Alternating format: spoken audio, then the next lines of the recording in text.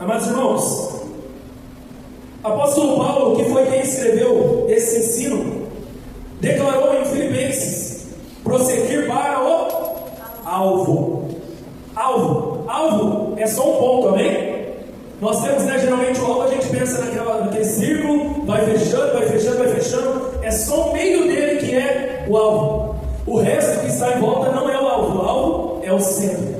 Então o primeiro alvo que você tem que ter em mente é de quem é o teu inimigo. Esse alvo tem que estar muito claro diante de você. Quem é o meu alvo? O meu alvo é Satanás e seus demônios. Não são pessoas.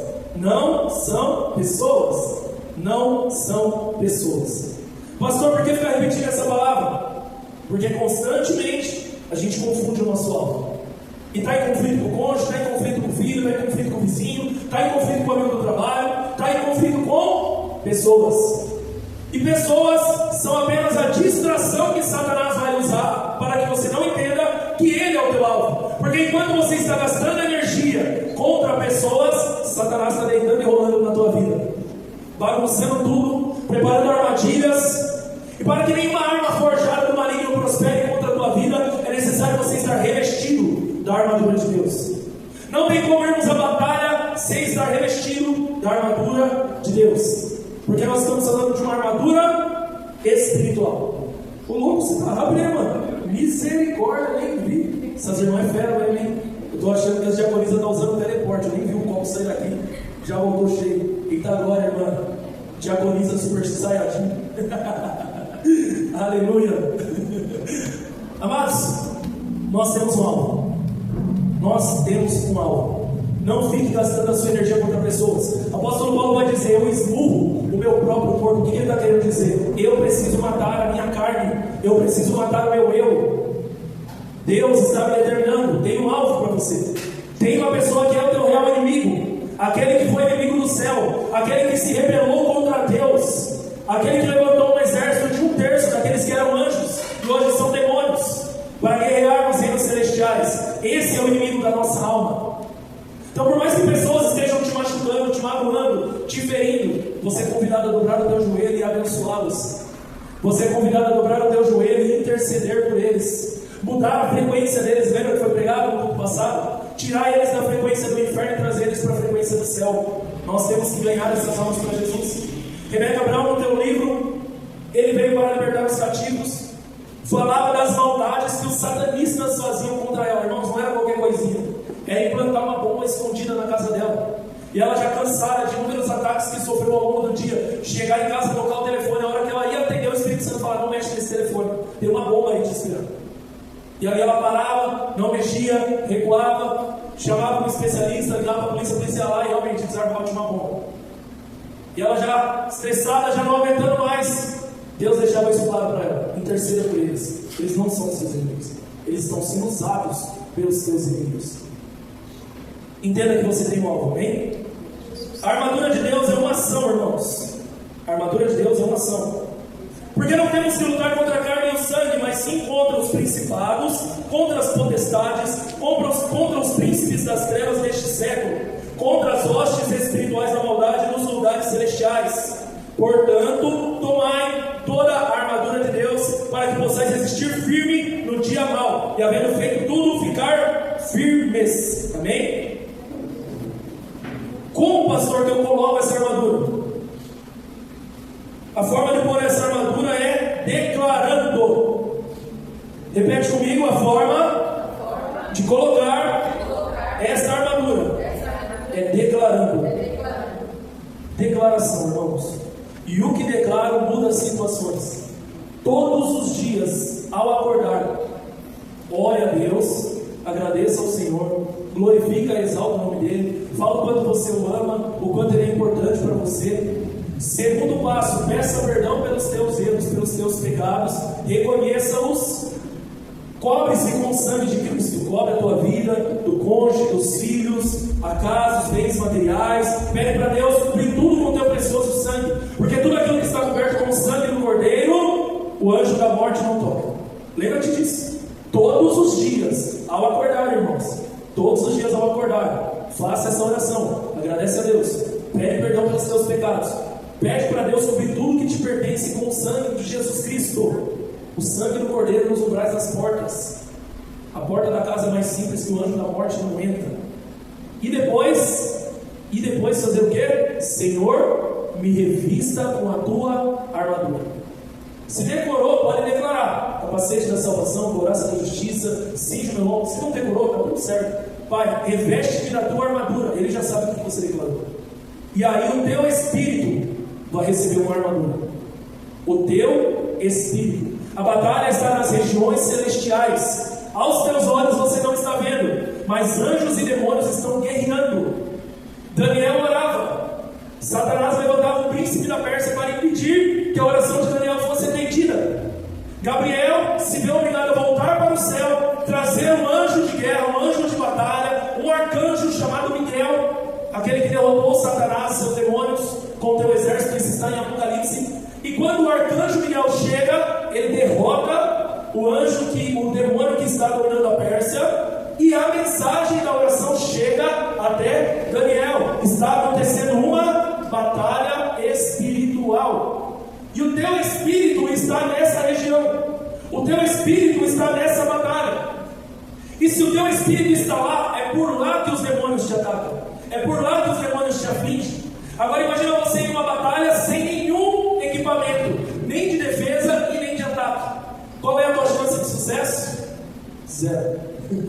Imagina colocar você no centro de uma guerra, sem uma arma, sem um capacete, sem um escudo, sem nada, desguarnecido, porque Satanás está ao derredor, procurando brechas, procurando fraquezas, procurando lugares por onde entrar na tua vida. Aonde é que ele vai colocar uma seta para te paralisar? Aonde é que ele está armando algo, uma cilada? Essa passagem fala sobre as ciladas que ele está preparando, armadilhas que aos nossos olhos físicos nós não vemos. Uma cilada de usar alguém no trânsito para te xingar. Uma cilada de quando você chegar em casa e achar que vai ter um dia tranquilo, o teu cônjuge está com raiva de você sem motivo. Uma cilada de você contar com um valor que vai cair na tua conta e esse valor não cai. Uma cilada preparando emboscadas para você, armadilhas para você, para que você se perca, para que você murmure, para que você reclame. O que é reclamar, irmãos? Clamor repetitivo. É um reclamor. É isso que ele está querendo. E o que mata ele de raiva é quando você está vivendo as maiores torturas físicas, mas olhando para o alto e glorificando e exaltando o nome do Senhor. É isso que deixa ele angustiado. Então glorifique e exalte a Deus. Acordou, começou o dia. Entenda, você tem que ser problema para o inferno. O inferno já tem que começar a tremer porque você acordou. Você acordou. Deus me entregou um louvor, irmãos. Quarto domingo nós vamos cantar ele. O nome do louvor, Acordei para a Vida. Acordei para a Vida. Esse louvor vai ficar berrando na cabeça de vocês em nome de Jesus. Vocês vão deitar e vocês vão ficar lembrando desse louvor. Não estou jogando uma praga não, irmãos, mas é porque é necessário a igreja acordar para a vida. E acordar para a vida não é no sentido do mundo, né? Pô, acorda para a vida, não é isso. É acordar para a vida abundante que Jesus nos prometeu. Acordamos para a vida, irmãos. Acordou, já acorda glorificando, exaltando o Senhor, se revestindo da armadura de Deus todos os dias, amados. Todos os dias, todos os dias. Isso vai te preparar.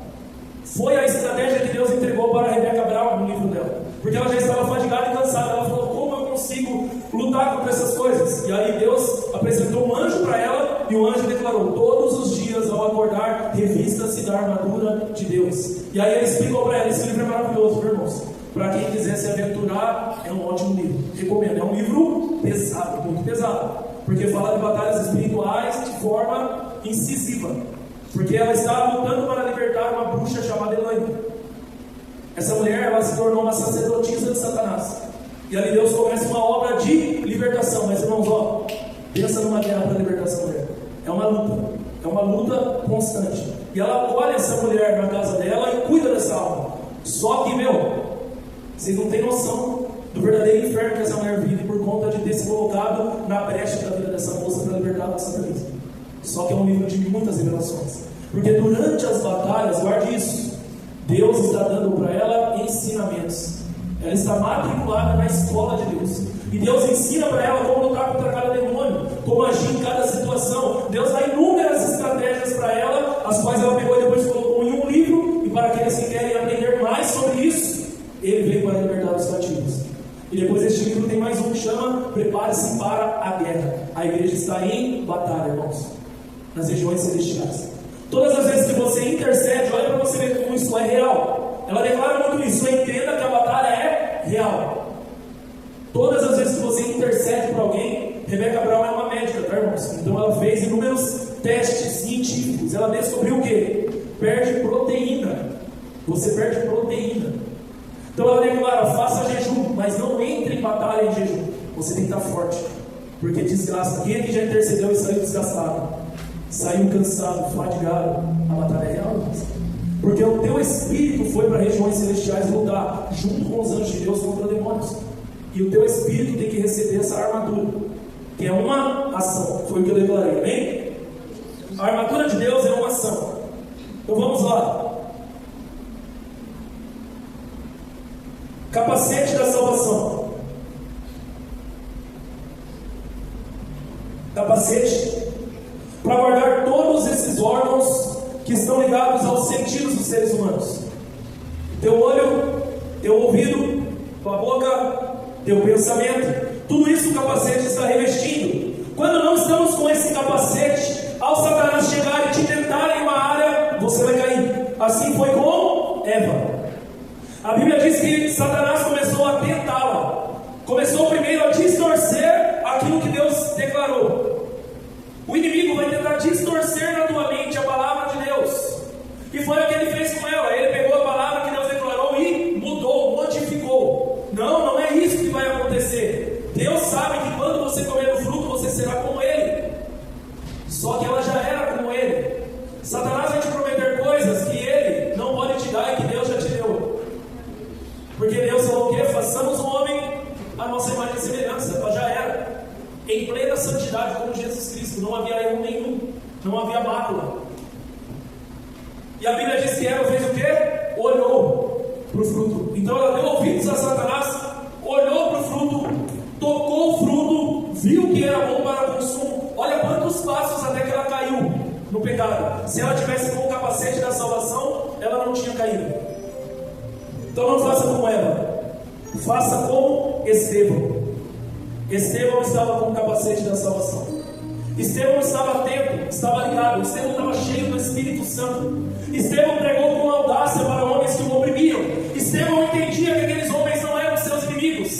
Estevão declarou: Pai, perdoe eles, mesmo no chão, ensanguentado e apedrejado. Porque Estevão queria ganhar almas. E Estevão ganhou uma alma maravilhosa, chamado Saulo de Tarso.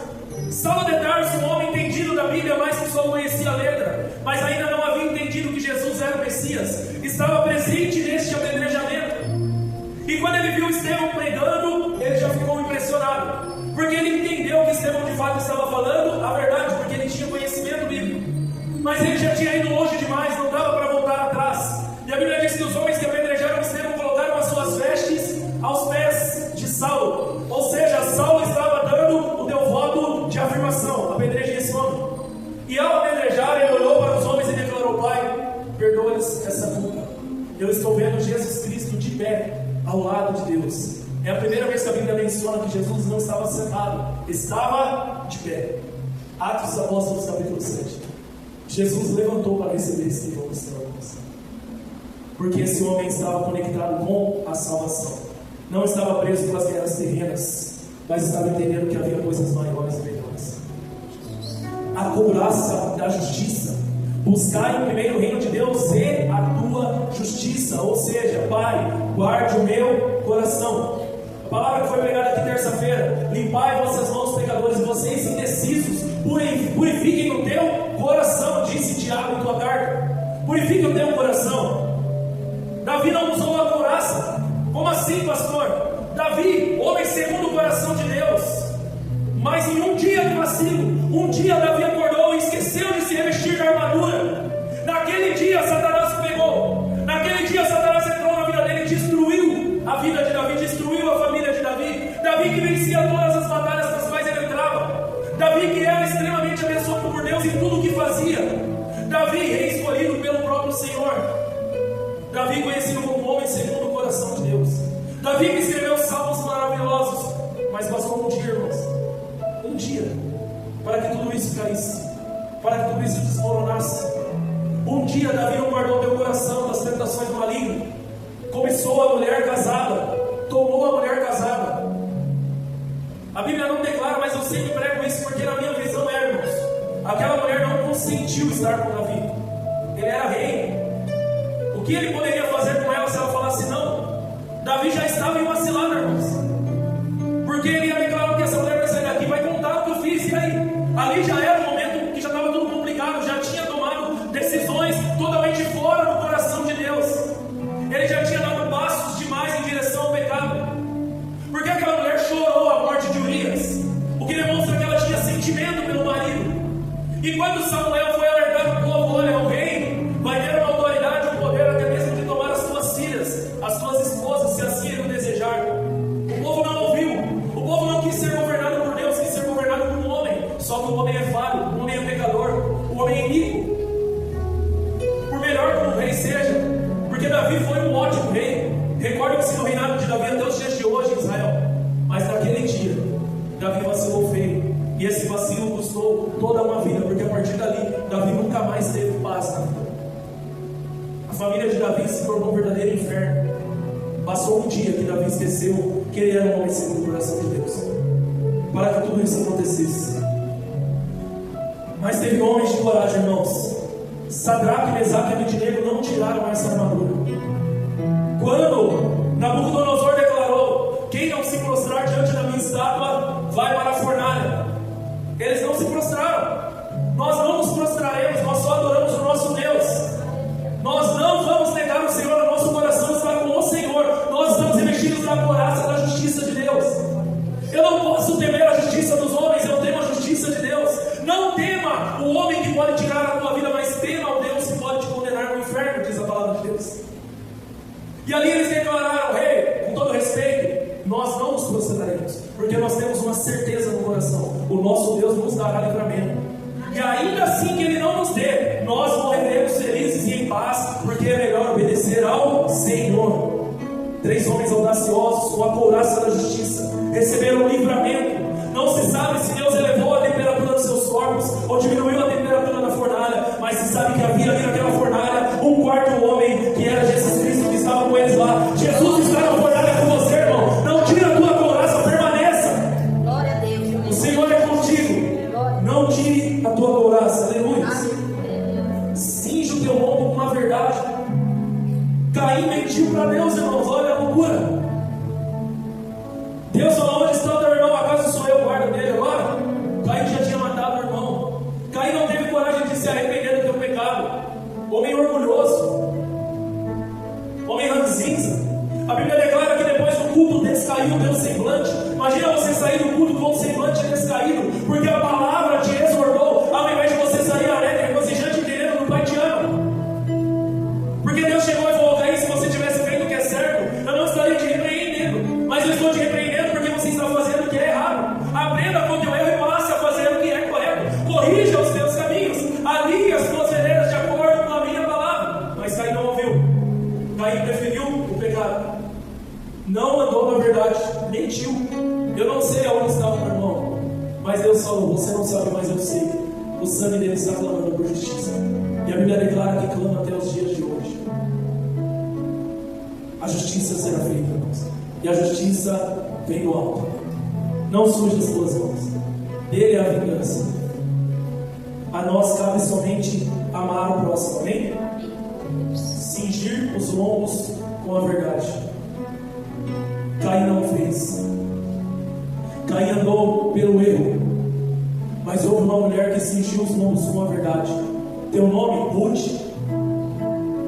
Ruth declarou à tua sogra, Noemi: eu não vou te abandonar, porque o teu Deus é um Deus de verdade. Eu não vou para a cidade dos meus pais, porque nessa convivência contigo eu entendi quem verdadeiramente é Deus. Aonde você estiver, estarei eu. Aonde você dormir, dormirei eu. Aonde você comer, comerei eu. Aonde você morrer, também morrerei eu. Nada vai me afastar de ti, sogra. Eu permanecerei contigo. E o Deus da verdade operou na vida de Ruth. Deu a ela algo maravilhoso. Participe da linhagem do Messias, Ruth. Case-se com Boaz. gere Obed. Obed gerará Jessé. Jessé gerará Davi. E de Davi seguirá o Messias. Aqueles que caminham na verdade, que não é um conceito, mas é a pessoa de Cristo, caminha a verdade e a vida, jamais será envergonhado, jamais perderá a boa postura. Cingir o lombo é permanecer com postura. Todos que treinam numa academia, quando põe aquele cinto, é para travar a postura, para te manter de pé, olhando para frente, para o alvo, para não ter um problema na coluna, andar encurvado. Porque eu tenho certeza que depois que Caim foi expulso, ele passou a andar encurvado, com vergonha, escondendo o teu rosto, com medo de que as pessoas o reconhecessem, porque o maior medo de Caim se tornou alguém assassiná-lo. Todo aquele que anda na mentira tem esse medo. Os calçados, irmãos, da preparação do Evangelho. O Senhor quer que a igreja avance, e avance sem parar. Quando o apóstolo Paulo entregava essa armadura, ele estava falando dos soldados romanos. Os calçados dos soldados romanos têm cravas, aonde eles pisam, aquela crava encaixa no chão e dificilmente você vai conseguir tirá-la do lugar, porque eles declaravam: a cada passo que dermos nós vamos conquistar e não vamos recuar, nós vamos seguir avançando. E o Senhor prometeu isso a você também: aonde pisar a planta do teu pé, Ele te deu por herança, é teu, tome posse, autoridade e poder está em tuas mãos. Mas a mulher de Ló não entendeu isso, olhou para trás, virou uma estátua de sal. A gente olha para essa história e imagina que Deus foi lá e fez assim e ela virou uma estátua de sal. Não, irmãos. Sodoma e Gomorra recebeu fogo e enxofre, e a composição química fez aquilo virar montanhas de sal. Se hoje você for aonde é o local de Sodoma e Gomorra, tem montanhas de sal naquele lugar. Ali em Israel, se você precisar no YouTube, ela declara, ela mostra esses lugares bíblicos. Ela vai até os lugares e filma, e ela pega um pedacinho de lama e fala: é sal tudo, é sal. Então Deus falou: olha, avancem sem parar, porque qualquer parada, o fogo e o enxofre vai tomar vocês. A hora que ela parou e olhou para trás, não deu mais tempo, aquilo sugou ela, já pegou ela e ela virou uma estátua de sal. Não foi aquela brincadeira, ela correu falando estátua. Ela foi consumida por aquele fogo, que aquele fogo veio alastrando tudo ao redor, e era para eles correrem, avançarem, sem olhar para trás.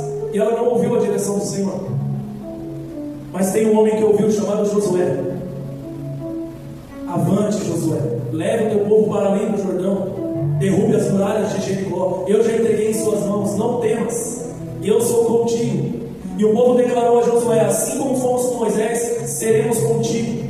Nós vamos avançar e conquistar. Quando tem um povo forte, alinhado, todos olhando para o mesmo alvo, nada pode parar esse povo, irmãos. Então aquilo que Deus declarou sobre essa igreja vai acontecer no nome de Jesus, porque nós temos aqui um povo forte, nós temos aqui um povo unido, nós temos aqui uma verdadeira família de Deus, o corpo de Cristo, onde todos se amam, se respeitam e estão sempre prontos para acolher novas almas. Já estão encerrando. O escudo da fé. Certa vez um homem resolveu largar o escudo da fé, mesmo andando com Cristo. Seu nome? Filipe. Jesus o testou. A multidão tem fome, Filipe, tem o dó deles, o que faremos? 200 denários, Senhor, não vai dar. A gente não tem alimento suficiente. Filipe não acreditava naquilo que Deus podia fazer através da vida dele. Ele começou a querer fazer com a tua força física aquilo que era espiritual.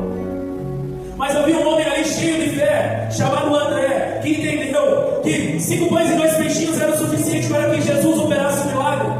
Enquanto Felipe ficava olhando para os teus recursos, tuas capacidades, André olhou com olhares espirituais. André, um homem visionário, falou: eu só preciso achar uma pequena porção daquilo que Jesus precisa, e quando eu colocar nas mãos dele, multiplica.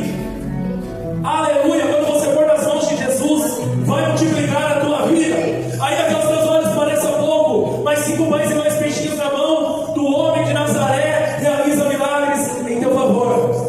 Tenha fé. O escudo da fé com o qual apagará todo dardo inflamado do maligno. Essa palavra tem que queimar no nosso coração, todo dardo inflamado do maligno. Amém? Aleluias. Para encerrar, a espada que é o Evangelho. Pastor Diogo pregou aqui para nós: de todos os equipamentos da armadura, é o único de ataque, o resto é tudo de defesa. Ou seja, não adianta você estar com toda a armadura se você não lê Bíblia. Tem que ler a Bíblia. A única forma de compreender Satanás é lendo a Bíblia. É com a palavra de Deus que Jesus venceu ele no deserto. Tem que ter conhecimento das sagradas letras, irmãos. Crente tem que conhecer Bíblia, Antigo Testamento, Novo Testamento, cartas, Evangelho, livros proféticos. Vai, volta, lê de novo, entenda, busca Salmo, Provérbios, leia, releia, busque dicionário, outras traduções, interesse, desejo. É o único equipamento de ataque. Sem ele você está perdido. Um dia um homem não obedeceu a palavra do Senhor, não obedeceu a direção de Deus. Esse homem era rei, Saul. Ele não entendeu. Ele foi e quis fazer do jeito dele. Não é para fazermos do nosso jeito. Já existe um jeito para fazer. Esse jeito é a palavra de Deus. Nós não temos que dar jeitinho. Nós temos que nos alinhar com aquilo que as Sagradas Escrituras já determinou para nós. E se fizermos isso, Deus declara em Deuteronômio 28: se obedecer os mandamentos que eu lhe entrego, serás abençoado. Em tudo que fizer, eu serei contigo. Esses são aqueles que oram e recebem. Esses são aqueles que Jesus declarou: tudo que pedirem ao Pai em meu nome será dado, porque vocês são obedientes às Sagradas Escrituras. E esses têm o favor de Deus, esses agradam o Pai. Então leia a Bíblia, igreja. Obedecer é melhor do que sacrificar. Não tenta dar jeitinho, ainda que pareça bom e belo. Esse bicho aqui é bonito, vou sacrificar para Deus, ele vai se alegrar. Não, eu não vou me alegrar, porque eu não pedi para você fazer isso. Não adianta. Você está fazendo algo contrário, eu não vou me alegrar. Eu vou me alegrar quando você obedecer. E o homem que foi citado como Saulo de Tarso era um homem habilidoso com a palavra. Apóstolo Paulo, o homem que mais escreveu o Novo Testamento, o homem que se converteu depois, que nem andou com Cristo, mas o conhecimento que ele tinha das Sagradas Escrituras fez ele ir até além dos que andaram com Cristo em pessoa. Conhecimento das Sagradas Escrituras vai abrir portas para você, que outros que não têm esse conhecimento não podem abrir.